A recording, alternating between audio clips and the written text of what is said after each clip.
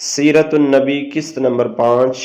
ملک شام کا ایک یہودی ایس مکہ سے کچھ فاصلے پر رہتا تھا۔ وہ جب بھی کسی کام سے مکہ آتا، وہاں کے لوگوں سے ملتا تو ان سے کہتا، بہت قریب کے زمانے میں تمہارے درمیان ایک بچہ پیدا ہوگا، سارے عرب اس کے راستے پر چلے گا، اس کے سامنے ذلیل اور پست ہو جائے گا، وہ عجم اور اس کے شہروں کا بھی مالک ہو جائے گا۔ یہی اس کا زمانہ ہے جو اس کی نبوت کے زمانے کو پائے گا اور اس کی پیروی کرے گا، وہ اپنے مقصد میں کامیاب ہوگا۔ جس خیر اور بلائی کی وہ امید کرتا ہے وہ اس کو حاصل ہوگی، اور جو شخص اس کی نبوت کا زمانہ پائے گا مگر اس کی مخالفت کرے گا، وہ اپنے مقصد اور آرزوؤں میں ناکام ہوگا۔ مکہ معظمہ میں جو بھی بچہ پیدا ہوتا، وہ یہودی اس بچے کے بارے میں تحقیق کرتا اور کہتا، ابھی وہ بچہ پیدا نہیں ہوا۔ آخر جب نبی کریم صلی اللہ علیہ وآلہ وسلم اس دنیا میں تشریف لائے تو عبد المطلب اپنے گھر سے نکل کر اس یہودی کے پاس پہنچے۔ اس کی عبادت گاہ کے دروازے پر پہنچ کر انہوں نے آواز دی۔ ایس نے پوچھا، کون ہے؟ انہوں نے اپنا نام بتایا، پھر اس سے پوچھا، تم اس بچے کے بارے میں کیا کہتے ہو؟ اس نے انہیں دیکھا، پھر بولا، ہاں تم ہی اس کے باپ ہو سکتے ہو۔ بے شک وہ بچہ پیدا ہو گیا ہے جس کے بارے میں نے تم لوگوں سے کہا کرتا تھا۔ وہ ستارہ آئے طلوع ہو گیا ہے جو اس بچے کی پیدائش کی علامت ہے، اور اس کی علامت یہ ہے کہ اس وقت اس بچے کو درد ہو رہا ہے۔ یہ تکلیف اسے 3 دن رہے گی اور اس کے بعد یہ ٹھیک ہو جائے گا۔ راہب نے جو یہ کہا تھا کہ بچہ 3 دن تک تکلیف میں رہے گا، تو اس کی تفصیل یہ ہے کہ آپ نے 3 دن تک دودھ نہیں پیا تھا۔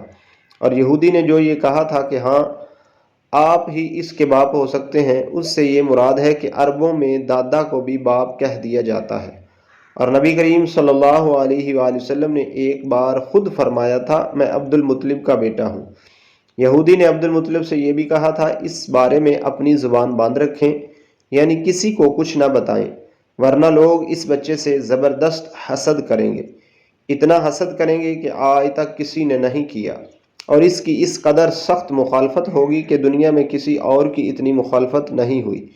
پوتے کے متعلق یہ باتیں سن کر عبد المطلب نے ایس سے پوچھا، اس بچے کی عمر کتنی ہوگی؟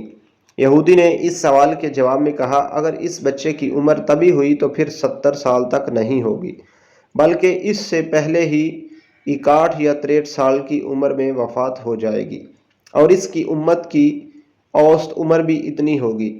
اس کی پیدائش کے وقت دنیا کے بت ٹوٹ کر گر جائیں گے۔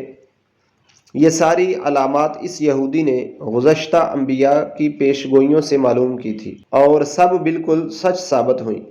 قریش کے کچھ لوگ عمر بن نفیل اور عبداللہ بن جحش وغیرہ ایک بت کے پاس جایا کرتے تھے۔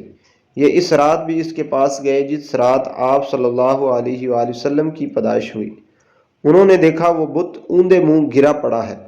ان لوگوں کو یہ بات بری لگی، انہوں نے اس کو اٹھایا، سیدھا کر دیا، مگر وہ پھر گر گیا۔ انہوں نے پھر اس کو سیدھا کیا، وہ پھر الٹا ہو گیا۔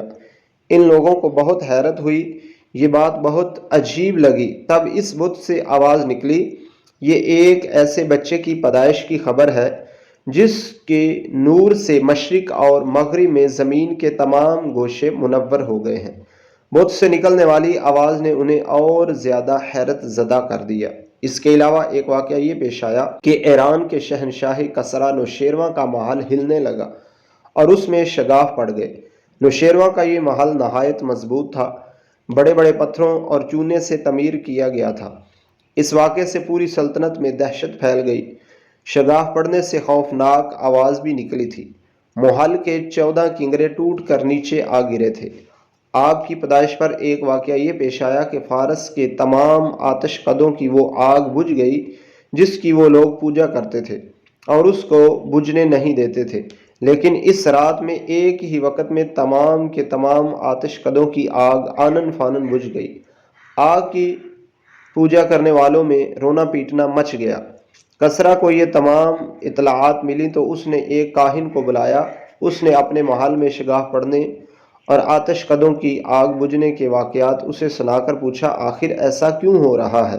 وہ کاہن خود تو جواب نہ دے سکا، تاہم اس نے کہا، ان سوالات کے جواب میرا ماموں دے سکتا ہے، اس کا نام سطیح ہے۔ نوشیروان نے کہا، ٹھیک ہے، تم جا کر ان سوالات کے جوابات لاؤ۔ وہ گیا، ستی سے ملا، اسے یہ واقعات سنائے۔ اس نے سن کر کہا، ایک عصا والے نبی ظاہر ہوں گے جو عرب اور شام پر چھا جائیں گے، اور جو کچھ ہونے والا ہے ہو کر رہے گا۔ اس نے یہ جواب کسرا کو بتایا۔ اس وقت تک کسرا نے دوسرے کاہنوں سے بھی معلومات حاصل کر لی تھیں۔ چنانچہ یہ سن کر اس نے کہا، تب پھر ابھی وہ وقت آنے میں دیر ہے، یعنی اس کا غلبہ میرے بعد ہوگا۔ پیدائش کے 7ویں دن عبد المطلب نے آپ کا عقیقہ کیا اور نام محمد رکھا۔ عربوں میں اس سے پہلے یہ نام کسی کا نہیں رکھا گیا تھا۔ قریش کو یہ نام عجیب سا لگا، چنانچہ کچھ لوگوں نے عبد المطلب سے کہا، اے عبد المطلب، کیا وجہ ہے کہ تم نے اس بچے کا نام اس کے باپ دادا کے نام پر نہیں رکھا بلکہ محمد رکھا ہے، اور یہ نام نہ تمہارے باپ دادا میں سے کسی کا ہے نہ تمہاری قوم میں سے کسی کا ہے؟ عبد المطلب نے انہیں جواب دیا، میری تمنا ہے کہ آسمانوں میں اللہ تعالیٰ اس بچے کی تعریف فرمائے اور زمین پر لوگ اس کی تعریف کریں۔ محمد کے معنی ہے جس کی بہت زیادہ تعریف کی جائے۔ اسی طرح والدہ کی طرف سے آپ کا نام احمد رکھا گیا۔ احمد نام بھی اس سے پہلے کسی کا نہیں رکھا گیا تھا۔ مطلب یہ کہ ان دونوں ناموں کی اللہ تعالیٰ نے حفاظت کی اور کوئی بھی یہ نام نہ رکھ سکا۔ احمد کا مطلب ہے سب سے زیادہ تعریف کرنے والا۔ علامہ سہیلی نے لکھا ہے، آپ احمد پہلے ہیں اور محمد بعد میں، یعنی آپ کی تعریف دوسروں نے بعد میں کی ہے۔ اس سے پہلے آپ کی شان یہ ہے کہ آپ اللہ تعالیٰ کی سب سے زیادہ حمد و ثنا کرنے والے ہیں۔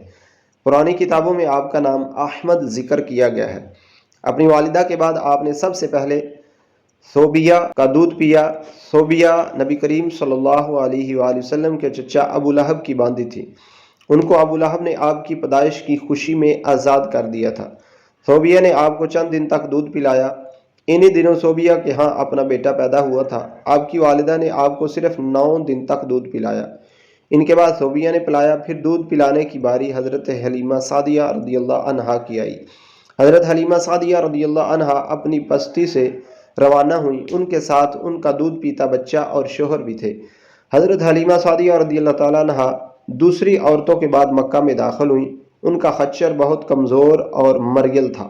ان کے ساتھ ان کی کمزور اور بوڑھی اونٹنی تھی، وہ بہت آہستہ چلتی تھی۔ ان کی وجہ سے حضرت حلیمہ قافلے سے بہت پیچھے رہ جاتی تھی۔